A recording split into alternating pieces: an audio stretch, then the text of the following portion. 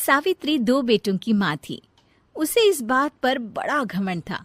वो मानती थी कि बेटे घर की शान होते हैं। ये ले सावित्री, मिठाई खा, मेरे यहाँ पोती पैदा हुई है। ये सुनते ही सावित्री मुंह बना के कहती है, अरे तू तो लुट गई, बर्बाद हो गई, तेरे यहाँ लड़की पैदा हो गई। अरे तू ऐसा क्यों कह रही है? मैं तो बहुत खुश हूँ। अरे जब तेरी पोती के पीछे तुझे खर्चे पर खर्चे करने पड़ेंगे ना, तब ये तेरी सारी खुशी गम में बदल जाएगी। पहले लड़की की पढ़ाई लिखाई का खर्चा, फिर उसकी शादी का खर्चा। अरे आजकल की शादियाँ कितनी महंगी हो गई है। गहने बनाओ, लाखों रुपए पानी की तरह बह जाते हैं। लड़कियाँ तो सिर्फ खर्चा करवाने के लिए ही पैदा होती हैं। इस तरह लड़कियों के प्रति अपने विचार व्यक्त करते हुए सावित्री ममता को लंबा चौड़ा भाषण देके चली जाती है। अब तो आप लोग इस कहानी में सावित्री देवी का पात्र अच्छी तरह समझ ही गए होंगे। कुछ समय बाद सावित्री की बड़ी बहू भी एक लड़की को जन्म देती है।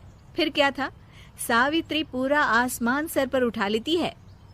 हे भगवान, ये तू मुझसे किस जन्म का बदला ले रहा है? अरे मैं तो मंदिर में रोज आकर तुझसे कहती तो थी कि मुझे एक पोता चाहिए, और तूने मुझे पोती दे दी। इतनी मिठाइयाँ और प्रसाद चढ़ाने का क्या फायदा हुआ? तभी सावित्री की बहू निशा कहती है, क्या माँ जी, आप भी इतनी सी बात पर नाराज हो गई हैं? देखिए तो आपकी पोती कितनी सुंदर है, बिल्कुल आप पर गई है। अरे चुप कर, तुझे 9 महीने इतने महंगे महंगे काजू बादाम फल फ्रूट खिलाने का फायदा क्या हुआ? मेरे तो सारे पैसे बर्बाद हो गए। ये सुन सावित्री का बड़ा बेटा अजय कहता है, माँ, तुम सिर्फ नाम के लिए 2020 में रहती हो। असल में तुम्हारा दिमाग सैकड़ों साल पुरानी सोच रखता है। आज के जमाने में लड़का और लड़की में कौन फर्क करता है? मैं तो बहुत खुश हूँ कि भगवान ने मुझे लक्ष्मी के रूप में बेटी दी है। लेकिन सावित्री पर अजय की बातों का कोई असर नहीं होता।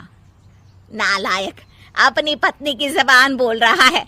मेरा बड़ा बेटा तो हाथ से गया। लेकिन सावित्री देवी हार मानने वाली नहीं थी। वो पोते की चाह में अपने छोटे बेटे विजय की शादी करवा देती है। कुछ समय बाद आखिरकार वो दिन आ ही जाता है जब सावित्री की छोटी बहू गर्भवती हो जाती है।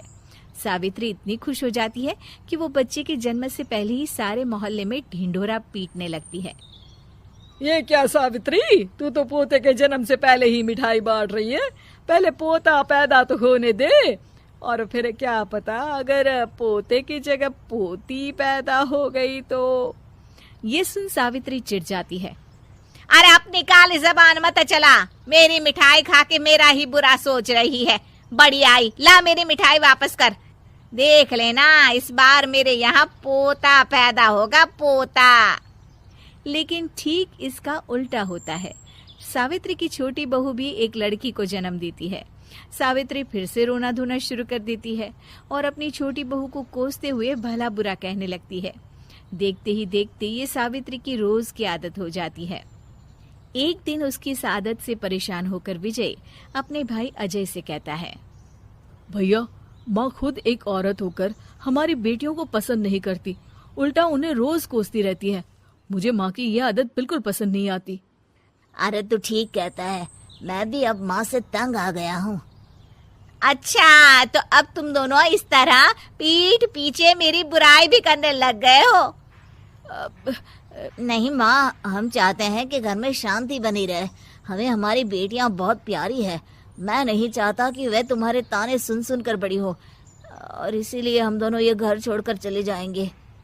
हाँ माँ, मैं भैया की बात से सहमत हूँ।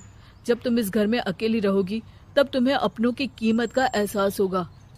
अपने दोनों बेटों के मुंह से अपनी माँ के लिए इतने कठोर शब्द सुन सावित्री भावुक और रुआंसी होकर कहती है, क्या सच में तुम दोनों मुझे इस घर में अकेली छोड़कर चले जाओगे? हाँ माँ। हाँ माँ, अब पानी सर के ऊपर जा चुका है। मैं तुम दोनों के बिना नहीं रह सकती। अपनी सास के आंसू देख अजय और विजय की पत्नी अपने पतियों से लड़ पड़ती है। अरे जिसे जाना है वो जाए, मैं माँ जी को छोड़कर कहीं नहीं जाने वाली। भाभी, आप ये क्या कह रही हैं? वही जो तुम सुन रहे हो, दीदी बिल्कुल सही कह रही है। हम बेटियों के संस्कार हमें सिखाते हैं कि सास माँ समान नहीं बल्कि माँ ही होती है और उस माँ की जिंदगी भर सेवा की जाती है। बेटे अपना फर्ज भूल सकते हैं, लेकिन बेटियां नहीं। आप दोनों शौक से जा सकते हैं। माँ जी, हम दोनों के रहते आपको किसी बात की फिक्र करने की जरूरत नहीं। फिर क्या था, सावित्री के ऊपर छाए बेटों के घमंड के बादल उसकी बेटी स्वरूप बहुओं के तेज के आगे आंसू के रूप में परिवर्तित होकर सावित्री की आंखों से बहने लगते हैं और वो उन दोनों को गले लगा लेती है।